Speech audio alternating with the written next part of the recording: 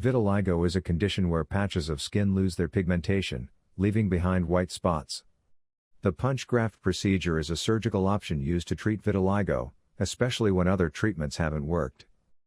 In this procedure, small, round pieces of healthy skin are taken from areas with normal pigmentation and transplanted into the depigmented spots. The goal is for these grafts to grow and repigment the affected skin, helping restore its natural color. It's typically recommended for smaller, localized patches of vitiligo. While it's a relatively simple procedure, it requires a skilled dermatologist to ensure proper healing and graft integration. Results can vary, but many people see improved pigmentation after the procedure. Be sure to consult with your doctor to see if punch grafting is the right choice for you.